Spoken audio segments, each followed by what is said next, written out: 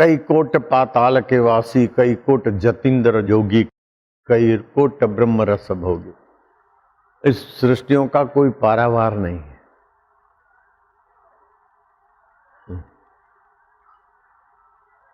ग्रंथों की गहराइयों में जाते हैं ना, बड़ा विलक्षण रहस्य, विलक्षण बातें आ जाती।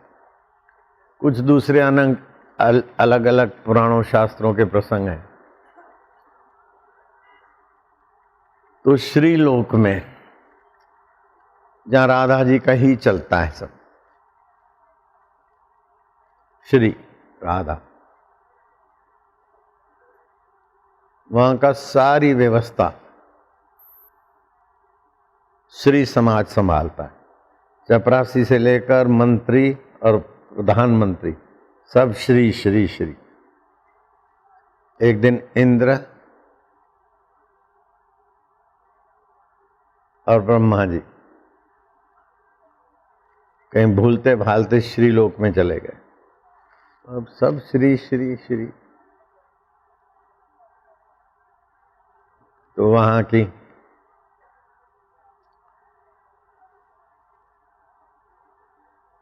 जांच अधिकारी, सिक्योरिटी मुखिया ने पूछा कि तुम कहां से आए हो? ब्रह्मा जी से पूछा। ब्रह्मा जी ने इंद्र की तरफ देखा, और दूसरा तो कोई परिचय दे नहीं। इंद्र ब्रह्मा जी का परिचय दे और ब्रह्मा जी इंद्र का परिचय दे।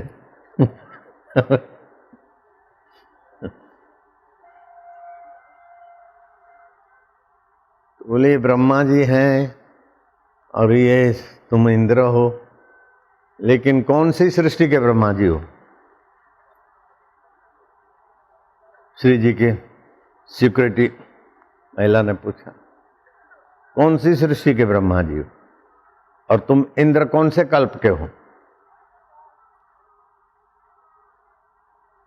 बोले जिसमें भगवान वामन अवतार हुआ था और बलि के यहां 3 पैर मांगने गए थे और फिर विराट रूप लेकर बलि को सुतल का राज दिया था।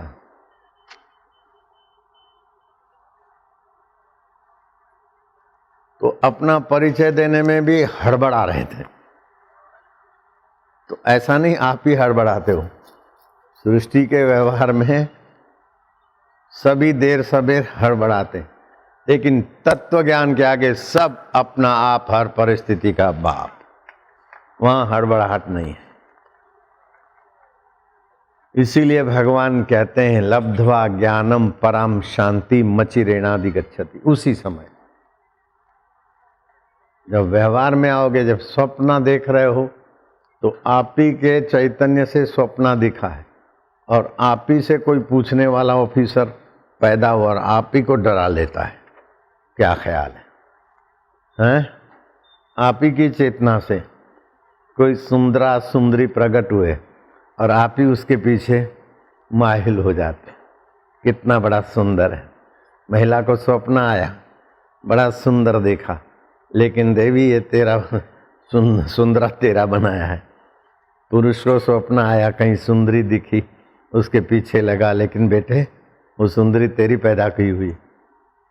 लेकिन उस समय कोई कह दे, बोले महाराज ये सब ठीक है, लेकिन मेरी शादी करा दो ना। अरे शादी क्या करे, वो जरा बात तो करा दो ना बाबा, फिर हम ब्रह्मचर्य पालेंगे। और मार दे महाराज थप्पड़ और आंख खुल जाए तो अरे यार छोड़ो, अरे यार छड्डो, ओ छड्डो यार, किसी ने बोलना नहीं बाबा, माफ करो बाबा। 100 बार तेरा दामन मेरे हाथ आया था, मगर आंख खुली तो मेरा ही गरेबा था। इसीलिए तत्व ज्ञान ये बड़ी भारी विशेषता है कि आपको मोह निद्रा से, अज्ञान से जगाने में वेदांत शास्त्र की बड़ी मेहरबानी।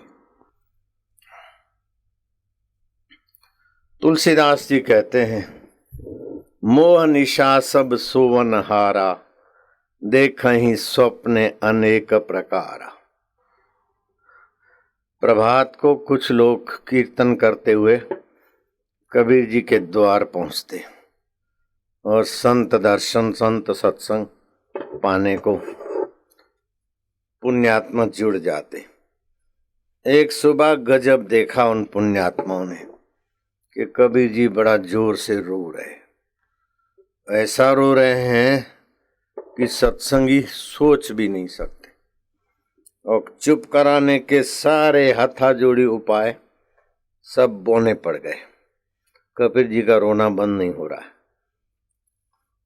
आखिर सबने एकजुट होकर फैसला किया कि ये इतने बड़े हमारे तारणहार और वो इतना दुखी हो रहे हैं, रो रहे हैं, अब हमें क्या करना चाहिए। तो कबीर जी को हाथाजोड़ी की कि आप के दुख का कारण हमें बता दो। आप जिस बात के लिए रो रहे हैं, त्रिभुवन में कहीं भी कोई भी ऐसी वस्तु होगी जिसके लिए आपको रोना पड़ता है, अथवा कोई भी ऐसा आपको सताने वाला बंदा बंदी हो, देवता क्यों ना हो, हम विधि विधान से उस देवता की भी खबर ले लेंगे। आप खाली एक बार बताओ कि आपका ये प्रभात कालीन रुदन किस दुख का निमित्त है। कबीर बोले तुम क्या मिटाओगे रे हाय रे हाय हाय रे। अब कबीर जी समझ के रोते थे तो ना समझी से तो सारी दुनिया रोती है, लेकिन भगवान राम जी समझ के रोते हैं। हाय लक्ष्मण हाय लक्ष्मण, हाय सीते हाय सीते, भीतर जो के त्यों हैं। श्री रामचंद्र जी के साथ रामचंद्र जी की छाया बने हुए लक्ष्मण जी श्री राम के अभिनय को नहीं जान पाते। जिस बाणों से बाली को मैंने भेज दिया था, वही बाण सुग्रीव के लिए पर्याप्त रहेगा। अब सुग्रीव को मैं नहीं छोड़ूंगा, चाहे ब्रह्मा जी भी आ जाए सुग्रीव के पक्ष में। सुग्रीव कल शाम का सूर्यास्त नहीं देख सकता। और भी कुछ का कुछ राम जी ने कुपित होकर सुग्रीव के लिए कहा। लक्ष्मण के रुंवाटे खड़े हो गए। लक्ष्मण ने उठाया धनुष्य बाण। आप उस सुग्रीव के लिए कल परिश्रम करें तो आपका अनुज का जीवन किस काम आएगा। मैं अभी जाता हूं, उस उदंड सुग्रीव को मौत के घाट उतार कर जल्दी आऊंगा। और मैं आपको विश्वास दिलाता हूं, सुग्रीव के पक्ष में ब्रह्मा जी अथवा कोई भी रहे, लेकिन सुग्रीव को जीवित नहीं रखूंगा। राम जी बोलते हैं देख लक्ष्मण जा, और ऐसे ही जा, लेकिन उसको मारना नहीं है। लक्ष्मण के पैरों तले धरती निकल गई। जा, लेकिन उसको मारना नहीं। अभी तो इतने कोपायमान हो रहे थे मारने के लिए, सारा रंगमंच सजा दिया था शब्दों का। लक्ष्मण ऐसा बोले नहीं, मैं समझाने के लिए विस्तार करता। उसको मारना नहीं। और देख उसमें दो बातें हैं, वो डरपोक है और भगोड़ा भी है। तो ऐसा नहीं भगाना कि हमारे से दूर भाग जाए, डराना, लेकिन ऐसा डराना कि अपने पास आए। हृदय में कितना सुग्रीव के लिए कल्याण छुपा है और बाहर से सुग्रीव के लिए कितना कठोरता दिखाई दे रही है। बोले बाली सताता था तो अपने पास आया, बाली को मैंने मारा उसके कहने से, अब वो भोग विलास में पड़ गया। हरि अष्टधा प्रकृति से तो नोच नोच के कई योनियों में भटकाएगी, इसीलिए उसको यहां लाना है। भय बिन प्रीति न हो वही खगेशा। तो ये मुसीबतें और भय भी आपको भगवान की तरफ ले आते, समस्याएं प्रॉब्लम भी भगवान के तरफ ले आते। अब कबीर जी चुप करे नहीं। महाराज आज्ञा दीजिए, क्या हो गया? बोले क्या हो गया? किसके आगे कहूंगा, हद हो गई, हद हो गई, क्या हो। महाराज को कैसे भी करके चुप कराया रुदन। महाराज जी तो समझ के रोते थे। रुदन शांत हुआ, बोले तुम पूछते तो कहता हूं, क्या कहूं? बोले महाराज कह दो, हाथा जोड़ी हुई। बोले रात को मैं चिड़िया बन गया था, चिड़िया बन गया था। अब पता नहीं कि मैं चिड़िया हूं कि कबीर हूं, मैं कौन हूं, मुझे पता नहीं चल रहा है। बोले महाराज आप कबीर जी हैं? बोले जब चिड़िया बना था तो नहीं, कबीर नहीं दिख रहा था, लेकिन अभी कबीर बनाऊं तभी भी चिड़िया मेरे स्मृति में दिख रही है। ये सच्ची कि वो सच्ची कि ये सच्चा, मुझे भरोसा नहीं आ रहा है कि मैं ये कबीर हूं। अब दार्शनिक बात थी, भक्तों के पास उसका काट भी नहीं था, लेकिन कबीर जी की ऊंची नजरिया थी कि इनको जय कबीर और जय भगवान और जय कर करके तो आखिर में अपने आत्मराज्य में कैसे लाऊं। तो महापुरुष रोने का अभिनय करके अपने सिर पर सब लेकर हमें जगाने की न जाने क्या क्या कलाएं, क्या क्या लीलाएं करते रहते। नहीं तो ये टॉफी बांटना, रंग छांटना, ये स्प्रे करना, कीर्तन करना, प्रसाद लेना, बांटना, ये हमारी दुनिया के आगे बहुत बहुत नीचे की बात, छोटी बात। ये जो पुजारी और पेट पालने के लिए जो लोग करते हैं धार्मिक विधि, वो विधि का विषय हमारा नहीं, लेकिन करे तो करे क्या।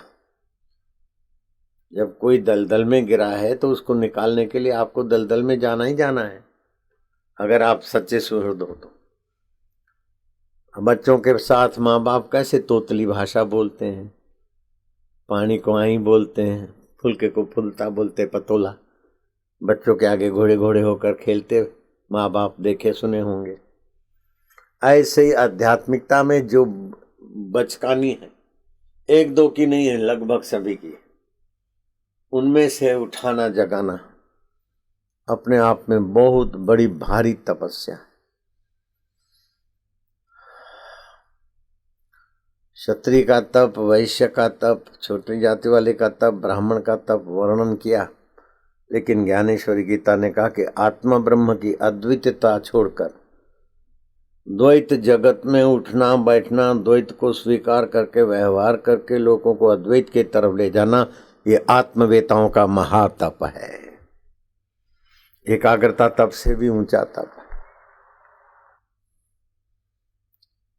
नित्य नवीन रस अद्वैत ब्रह्म में, लेकिन नित्य द्वैत के व्यवहार में उतरते हुए हमको ऊपर उठाते। ये जो कुछ आंखों से दिखता है, जीभ से चखने में आता है, नाक से सूंघने में आता है, मन और बुद्धि से सोचने में आता है, ये सब वास्तविक में है ही नहीं।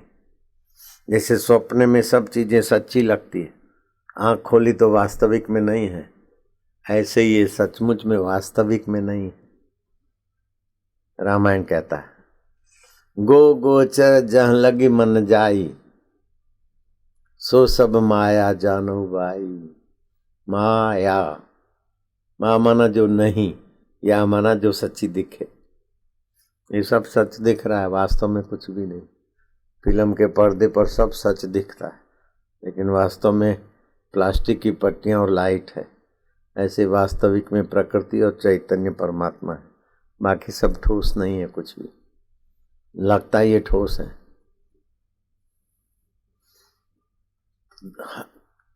10 मिनट हर रोज, ये सब स्वप्न है, ये सब परिवर्तनशील है। इन सब के पीछे एक सूत्रधार चैतन्य और अष्टधा प्रकृति रूपी पर्दा है।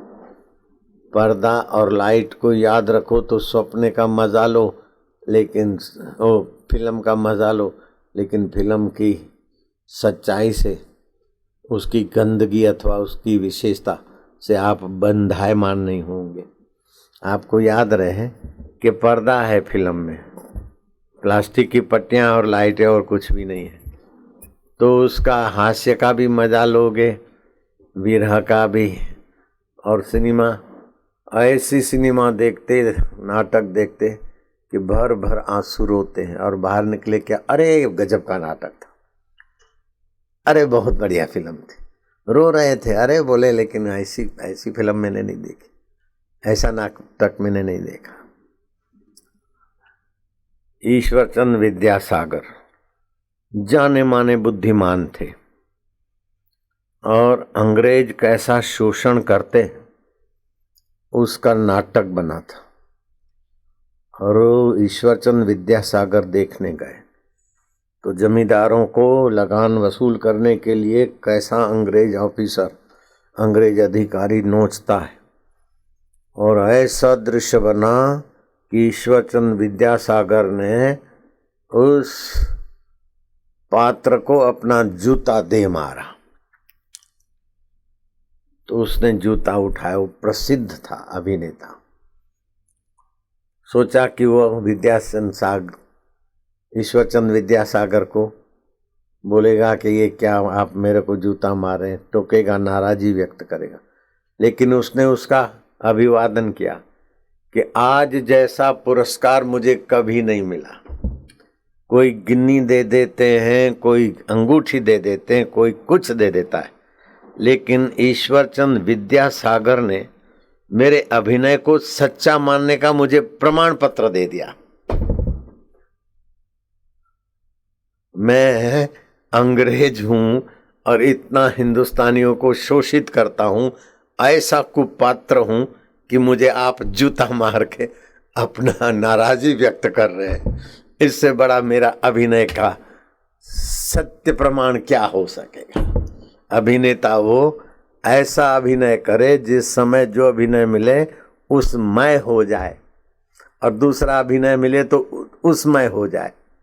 जो अभिनय करे उसमय हो जाए, पहले अभिनय की याद भी ना रहे।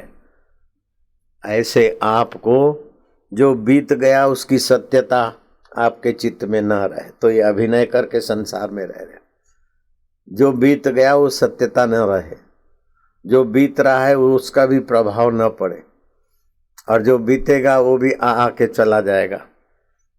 जैसे सपने में कितना कितना बीत गया, कितना कितना हो गया, अभी जागृत में उसका कोई प्रभाव नहीं। कुछ लोग सपने की बातें याद करके डरते रहे, वो तो मूर्खता है। अथवा सपने की बातें याद करके मैं तो राजा बन गया था, ये हुआ था, बड़ा मजेदार, शेख चिल्ली के किले बांधे, तो अलग बात है, लेकिन है ये स्वप्न। जैसा स्वप्न रैन का तैसा ये संसार। तो ये आदि भौतिक जगत है जो हमारी आंखों से दिखता है, लेकिन इसकी गहराई में आदि दैविक सत्ता काम करती, आदि दैविक जगत भी है। वो अत्यंत सूक्ष्म होता है। जैसे हम यहाँ बैठे हैं तो यहाँ कई चैनलों के, कई रेडियो के, टीवियों के व्यवसाय हैं, लेकिन हमारी आंखों से दिखेगा नहीं। देखने के लिए टीवी और channel number so and so, radio station number so and so तो दिखेगा, डालडा के डब्बे में अथवा केरोसिन के डब्बे में नहीं दिखेगा। तो ऐहिक सूक्ष्म वे उसको देखने के लिए भी ऐहिक टीवी अथवा रेडियो स्टेशन चाहिए। ऐसे आदि दैविक को देखने के लिए भी आपके ये केंद्रों में आदि दैविक अवस्था के स्विच हैं। जो स्विच शब्द तो मैं काल्पनिक बोला हूं, तो आदि दैविक जगत की आप बखूबी शक्तियों से जुड़ सकते हैं और उनका अनुभव कर सकते हैं। लेकिन मैं इन चीजों में भी आपको उलझाना नहीं चाहता हूं। आदि भौतिक जगत, आदि दैविक जगत, जिसकी सत्ता से बदल बदल कर बदलता, बदल बदल के बदलता, फिर भी जो नहीं बदलता, मैं उस अध्यात्म तत्व का स्नेही हूँ, पथिक था और उसी का मैं प्यारा हूँ। तो जो जिसको प्रिय लगता है वही चीज दूसरों को देता है। शराबी को शराब प्रिय लगेगा, जुआरी को जुआ। भगवान अगर आप पर राजी हो जाएं तो बोलेंगे जाओ नारद जी का सत्संग सुनो। श्रीमद् भागवत में कथा आती है, प्राचीन बहिर राजा, बहुत रानियां होती थी, 10 पुत्रों को बुलाकर कहा कि अब मैं निवृत्ति लेना चाहता हूं। सोने के बर्तन में खाकर देख लिया, यश देख लिया, लेकिन मरने वाले शरीर का यश और मरने वाले शरीर के लिए सोने के पलंग आखिर कब तक पड़ा रहेगा। माल खजाना छोड़ त्रियासुत जाना है, कर सत्संग अभी से प्यारे, सत्य स्वरूप ईश्वर का संग, नहीं तो फिर पछताना है। खिला पिला के देह बढ़ाई, वो भी अग्नि में जलाना है। लोग शरीर को अग्नि में जलाए, उसके पहले मनुष्य जीवन का फल पाने के लिए मैं एकांत में जाऊंगा और आत्मा परमात्मा का साक्षात्कार करूंगा। 10 भाइयों ने विचार किया कि पिताजी को निष्कंटक राज्य प्राप्त है, फिर भी भौतिक वस्तु और भौतिक शरीर से तृप्ति नहीं हुई, आत्म परमात्मा का, ईश्वर का ही अनुभव करने के लिए जाते हैं। हम एक इतने विराट राज्य में से 10 टुकड़े बनाए, अथवा कोई गृह मंत्री बने तो कोई फाइनेंस मंत्री बने, कोई कुछ बने, ये सब झंझट में हम क्यों पड़े। चलो हम लोग रातों रात निकल चले। 10 भाई निकल चले और एकांत में उन्होंने भगवान शिव जी की आराधना की। कुछ समय बीता और भगवान शिव जी प्रकट हुए और शिव जी ने प्रचेताओं को कहा कि जैसे मरुभूमि में वृक्ष होना कठिन है, ऐसे यौवन में ऐश आराम भोग पद सत्ता छोड़कर एकांत में मेरी उपासना करना, ये दुर्लभ काम तुमने किया है, तो तुम्हारे लिए कुछ दुर्लभ नहीं है, वरम ब्रूयात, वर मांगो। तो भाइयों ने कहा कि प्रभु जी आपके तो दर्शन हो गए, लेकिन हमें भगवान नारायण के दर्शन हो जाएं, ऐसे नारायण स्तवन की साधना बताएं, दीक्षा आप दें। तो शिव भक्त संत की दीक्षा से तो आप मिले, लेकिन आप भगवान नारायण के सुहृद हैं, आपके द्वारा जो दीक्षा मिलेगी भगवान नारायण जल्दी प्रकट होंगे। दीक्षा मिली और भगवान नारायण प्रकट हुए। 10 भाइयों ने ध्यान अवस्थित गते न मनसा पश्यन्ति यम योगिना यशांतम विदुसुरा सुरगणा देवाय तस्मै नमो नमः शांताकारं भुजगशयनं आदि स्तुति की। भगवान नारायण अति प्रसन्न हुए। प्रचेताओं, शिव जी के वरदान से मेरी तुम्हें साधना मिली और मैं खींचा चला आया। बोलो तुम्हें क्या चाहिए। त्रिभुवन में कोई भी ऐसी चीज नहीं है जो तुम्हारे लिए अदेय हो। मैं अदेय नहीं बताऊंगा कि मैं नहीं दे सकता हूं, तुम कुछ भी मांग लो। तो भाइयों ने कहा कि प्रभु हम अपनी मति से मांगेंगे। बच्चा मांगेगा राजा से तो मूंगफली दे दो, चॉकलेट दे दो, मेरे को कोई खिलौना दे दो। बच्चे की बुद्धि तो बचकानी होगी, हमारी बुद्धि में अभी ऐसी सूझ नहीं कि हम क्या मांगे। आप जिसको सर्वोपरि जानते हो, आप जिस बात को सर्वोपरि मानते हो, और जिसको पाने के बाद कुछ पाना बाकी न रहे, जिसको जानने के बाद जानना बाकी न रहे, और जिसमें स्थित होने के बाद बड़ा भारी दुख भी चोट ना कर सके, सर्वोपरि पद जो आपकी नजरिया से है और आप जो हमारे लिए सर्वश्रेष्ठ जानते हो मानते हो, वही देने की कृपा करो। तब भगवान नारायण प्रसन्न हुए, बोले जाओ तुम्हें देव ऋषि नारद जी मिलेंगे। ये आदि भौतिक आदि दैविक जगत तो प्रकृति के अंतर में है, लेकिन मुझ चैतन्य का ज्ञान संत नारद जी तुमको देंगे। सत्संग का वरदान दे दिया। शिव जी के दर्शन हुए हैं, विष्णु जी के दर्शन और प्रसन्नता मिली, और वरदान में मिला है कि तुम्हें मेरे आत्म स्वरूप का ज्ञान देंगे। यही ज्ञान पाने के लिए हनुमान जी अष्ट सिद्धि 9 निधियों की तपस्या साधना के धनी होने के बाद भी इसी ज्ञान को पाने के लिए राम जी के बिन शर्ती शरणागति स्वीकार की। ऐसा तत्व ज्ञान है। तो स्थूल जगत, सूक्ष्म जगत, आदि भौतिक जगत, आदि दैविक जगत से पर अध्यात्म जगत है, और तुम्हारा वास्तविक मैं अध्यात्म है।